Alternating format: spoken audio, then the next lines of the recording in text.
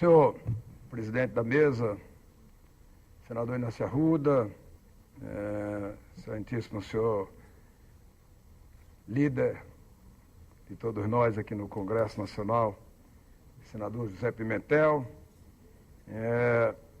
diretor-presidente do Conselho Nacional de Praticagem, senhor Ricardo Falcão, secretário executivo da Secretaria de Promoção da Igualdade Racial da Presidência da República, senhor Giovanni Harvey, representante da Coordenadoria Especial de Políticas para a Promoção da Igualdade Racial do Estado do Ceará, senhor José Maria da Silva, e também aqui conosco na mesa o doutor Honório Pinheiro, que aqui representa também as demais entidades. Eu agradeço ter vindo lá do Ceará para prestigiar essa solenidade. Também quero cumprimentar todos os membros, do Conselho Nacional de Praticagem. Senhor presidente, senhoras e senhores senadores, senhoras e senhores do nosso querido Ceará e de todo o Brasil, que nos acompanham pelos canais de comunicação do Senado Federal, minhas senhoras e meus senhores. Pequenos gestos, pequenas ações podem mudar e fazer avançar os rumos de uma cidade, de um estado, de um país e de uma sociedade. Eventualmente incompreendidos do cotidiano, alguns precisam ser resgatados pela história que está repleta deles. São gestos que podem ser de libertária rebeldia, de reivindicação, de organização, de alerta, de mudança. Como homens públicos, com deveres para com a sociedade, temos o dever de interpretá-los, de atendê-los e de mantê-los vivos para que sirvam de exemplo a futuras gerações. Por isso, tomei aqui a iniciativa de propor à mesa do Senado Federal essa realização que estamos fazendo no dia de hoje, de uma sessão especial para homenagear a memória de um herói brasileiro, de um herói cearense, de um homem simples e jangadeiro. Por feliz coincidência, senhor presidente, quis o destino que nós comemorássemos aqui no Senado o centenário da morte de Francisco José do Nascimento, o nosso dragão do mar, na véspera de 13 de maio, a data nacional da abolição da escravatura no Brasil. Esta, resultado de uma ação coletiva que custou o sacrifício e até a vida de muitos brasileiros e que ainda hoje requer um trabalho permanente para que avance em seus direitos sociais e nos seus direitos culturais. Digo isso com orgulho, que graças ao movimento liderado pelo Dragão do Mar, nós, do meu querido Ceará, temos a honra de poder festejar 130 anos de libertação dos escravos, enquanto o restante do Brasil vai comemorar apenas 126 anos da assinatura da chamada Lei Áurea pela Princesa Isabel. Francisco, com seu ato, já dava identidade ao espírito libertário dos cearenses. Espírito libertário predominante até os dias de hoje, mostrando que, historicamente, o povo do nosso querido Ceará preza a independência das suas escolhas e é dono da sua própria vontade, e que não aceita imposições, mesmo que sejam partidas de poderosos. Senhoras, senhores senadores, em 5 de março de 2014, se completaram os 100 anos da morte de Francisco José do Nascimento, o Chico da Matilde, como era também conhecido, um menino de origem humilde, mas de coração nobre e verdadeiro. Foi o seu nobre coração que, indignado com a desumanidade da escravidão, transformou aquele menino pobre, filho de um jangadeiro, de um pescador, de uma mãe rendeira, em um homem que se destacou para o Brasil, para o mundo e se tornou o nosso dragão do mar. Francisco José do Nascimento nasceu em Canoa Quebrada, em 15 de abril de 1839. Como disse, filho de um pescador, Manuel do Nascimento, e da rendeira Matilde Maria da Conceição. O avô fora engolido pelo mar em sua jangada.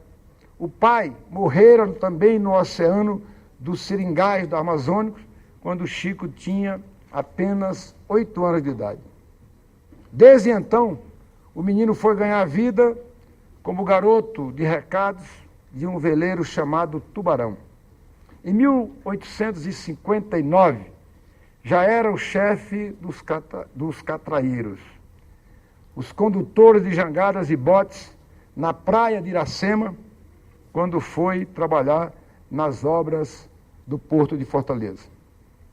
Depois das obras, Chico se engajou como marinheiro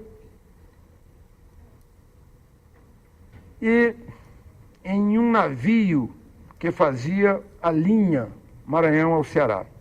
Foi nomeado prático da capitania dos portos, e aqui eu vejo alguns práticos.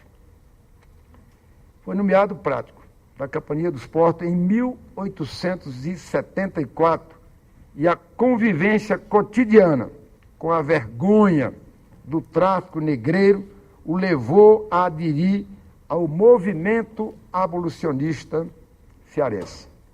Dizem os africanos, ancestrais de Chico da Matilde, que a cabeça de um homem faz dele um rei. E o cearense pensa parecido com essas coisas. Pois em 30 de agosto de 1881, Francisco José do Nascimento empunhou o cetro da justiça e, juntamente com seus colegas, ele tomou a decisão de fazer esse grande movimento a favor da libertação dos escravos. O movimento paralisou as embarcações que conduziram os escravos aos navios negreiros ancorados ao largo, prontos para levá-los até as províncias espalhadas pelo Brasil, principalmente pelas províncias do sul do país. Registre-se, aliás, que Chico da Matilde estava apenas cumprindo a Lei Eusébio de Queiroz, de 1850, que proibia o tráfico de escravos para o Brasil. Francisco foi exonerado do cargo, por ter ali liderado o movimento. Mas, um ano depois, Caba Valente proferiu a palavra de ordem registrada pela história. Frase muito forte, dita por um homem simples do povo. Não há força bruta neste mundo que faça reabrir o porto de Fortaleza ao tráfico negreiro. Pelos atos de coragem e os desdobramentos que a ele se seguiram, o tribuno José do Patrocínio passou a chamá-lo de Lobo do Mar. E ao Ceará, onde já começava a raiar a liberdade para os escravos de Terra da Luz. Chico da Matilde esteve presente na sessão histórica da Assembleia de 24 de maio de 1883, quando Fortaleza aboliu a escravatura. Em 25 de março de 1884, a liberdade abriu as asas sobre os escravizados de toda a província do estado do Ceará. Chico da Matilde reassumiu o cargo de prático em 3 de março de 1889, por ordem do então imperador Pedro II, que o nomeou major ajudante de ordem do secretário-geral do Comando Superior da Guarda Nacional do Estado do Ceará. Já era conhecido como Dragão do Mar, assim batizado pelo romancista e teatrólogo Aloysio de Azevedo, ao ver Chico ser recepcionado com honras de herói pelos abolicionistas nas ruas da cidade do Rio de Janeiro. O mesmo Rio de Janeiro, onde Dragão do Mar reapareceu nas águas da Baía da Guanabara em novembro de 1910, na figura do bravo marinheiro gaúcho João Cândido Felisberto. Conhecido como navegante negro, João Cândido liderou a revolta da Chibata, o movimento de 2.300 marujos que pôs fim a castigos corporais, ainda usuais na Marinha de Guerra, 22 anos após a Lei Áurea. O episódio inspirou a bela canção de João Bosco e de Aldir Blanc, o mestre-sala dos mares. Que o Dragão do Mar reapareça sempre, cada vez que alguém for alvo de atos que ninguém cometeria contra si próprio. A cada gesto de preconceito, a cada banana jogada no gramado, como se repetiu ainda ontem, durante uma partida do campeonato italiano, em pleno século XXI. Senhoras e senhores senadores, senhores que compõem a mesa, Brasil que nos assiste nesse momento. Certamente, o espírito desses dois grandes navegantes, heróis do dia a dia dos portos, que entraram para a história do Brasil, ainda deve, no meu entender, orientar o trabalho dos práticos brasileiros. Classe reconhecida no país desde 1808, quando o príncipe regente Dom João VI regulamentou o exercício da profissão. São os práticos brasileiros os responsáveis por conduzir por vias seguras boa parte das riquezas geradas no Brasil. Os práticos também conduzem, além de riquezas, vidas humanas.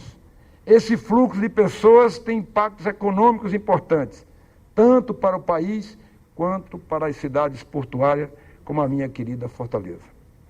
Entre esses impactos estão os gastos derivados dos cruzeiristas e tripulantes e os gastos dos armadores, que naquela temporada de 2010 e 2011 foram de 1,4 bilhão, segundo dados da Fundação Getúlio Vargas, a FGV. Por isso, nessa homenagem ao prático mor, ao nosso bravo cearense, simples, humilde, jangadeiro, corajoso, destemido, como é o nordestino e o cearense, por isso, nessa homenagem, que fazemos a ele nesse dia, a Francisco José do Nascimento, quero também homenagear a todos os práticos do Brasil, na figura do Conselho Nacional de Praticagem, o CONAPRA, que muito colaborou para a realização dessa sessão especial. Nobre, como Chico da Matilde, é o ofício dos práticos, responsáveis por garantir a condução segura de navios aos portos marítimos e estuários dos rios, com elevados índices de segurança, alta capacitação técnica e com espírito de defesa dos interesses da sociedade brasileira. Quero dizer aos práticos de todo o país que, com o empenho do Congresso Nacional, o Brasil de hoje dispõe de um marco regulatório moderno, capaz de estimular os investimentos necessários para construir o sistema portuário compatível com o tamanho da nossa economia. A Lei número 12.815, 2013, que nós aprovamos aqui nesse Congresso Nacional, com a participação do senador Inácio Arruda, do senador Pimentel e de outros companheiros senadores, que determinou o novo marco regulatório portuário do Brasil.